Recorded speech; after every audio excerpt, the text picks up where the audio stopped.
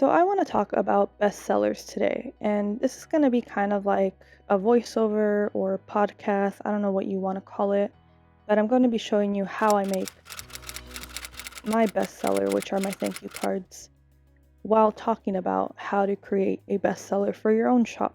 Now, this listing alone has generated me more sales and more revenue than all of my other listings. Even though it's a newer listing, I have other listings that are much, much older than my thank you cards, but because it's my bestseller, it has earned me about 2,564 in revenue. Now, this isn't me trying to brag or anything. On the contrary, like I've had some very slow sales lately. I even made a video about how my Etsy shop died over the years. If you want to check it out, I'll have it linked if you want to check it out after this video.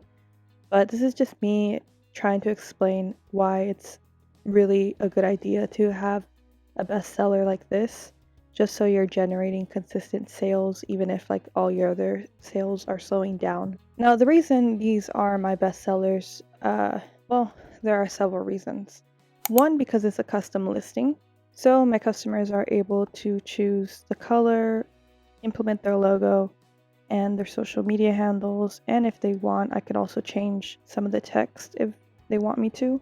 Another reason this is a bestseller is because it's a product that people are constantly purchasing again and again. It's not a one-off.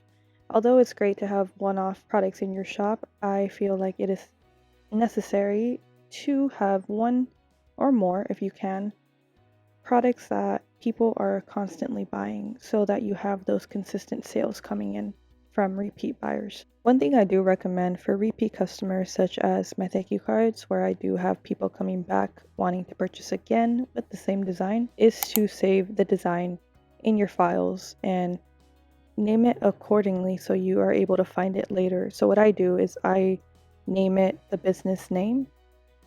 In the instructions section, there is a part for repeat customers so that they know that if they are purchasing and they want the same design, all they have to do is put their business name and to choose custom for the color. That way I am able to locate the file because I name the file according to their business name.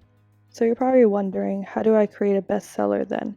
And there are a few ways to go about this. You don't have to necessarily create products for other Etsy sellers like I'm doing with my thank you cards, but you can implement some of the same strategies in order to create a bestseller. So one thing, obviously, we talked about earlier is creating a product that can be customized. So anything that can be customized, I feel like, is more likely to sell because people love personalized gifts, personalized just things in general. Some examples are packaging anything, so packaging stickers, thank you cards like I'm showing you now, things such as personalized notepads, so stationery type things. I know teachers really love stationery, so you can do something like that where it's personalized with their name. Another great thing that can generate a lot of repeat customers are stickers, because stickers, especially if they're like within the same niche, can generate repeat customers to come back to your shop to purchase more stickers. Because if you really think about it, stickers you can place almost anywhere.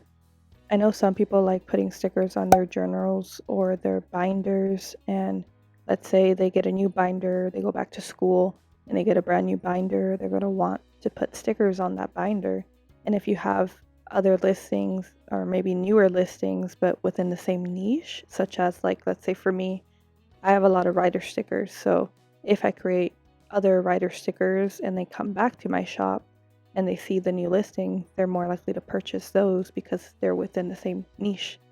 So technically, I'm not talking about just one bestseller because I am talking about multiple stickers, but it's always a good idea to find ways to get repeat customers, because repeat customers means they're a fan of your work or your shop in general, so that means they're going to be coming back to your shop and possibly making more purchases in the future. So never underestimate the power of repeat customers. A good example is I had a repeat customer that would order my Storyteller sticker in bulk. So she would either get 20 stickers or 40 stickers, always a big order. And I believe it was for her class. So even if it's just one sticker and someone really likes it for like something specific, that could generate one, a bulk order, and two, a repeat customer in the process. Another example or examples of a bestseller that could be purchased again and again would be something like a journal, because journals, get filled up with writing, so eventually they will need another one. Things such as calendars, especially if you do like a personalized calendar. So it not only is it something that would have to be repeat purchase, but it's also personalized. So two things at once. Once you start getting consistent sales and in turn repeat customers coming back to your shop, I would considering offering those repeat customers a freebie or a discount code just to say thank you for coming back. Okay, so now that I'm done cutting the cards, I'm going to show you guys how I briefly package them. And I'm going to be talking about how you can create a QR code so that you can link it back to the item that they purchase. So for me, these thank you cards, I created a QR code using Bitly or Bitly, I don't know how to pronounce that. And you'll see here in the next card, this is just my regular thank you card, but the other card is where I have the QR code, so they are able to scan it if they want to reorder the same listing. And then you can also use the share and save from Etsy, so that way you save on fees using that link. And if you want to learn how to create the QR code, I have a brief tutorial in my video about how to get 5-star reviews. If you want to check that out, I will have it linked in this video for you to watch after this one.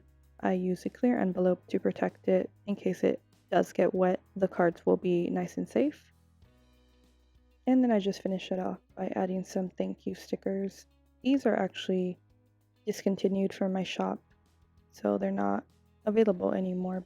And then this is the envelope I use is stiff, so it is able to protect the cards from getting bent. And then yeah, so I just put everything together. And again, another thank you sticker, but this is more for USPS than it is for the customer. These are actually available in my shop.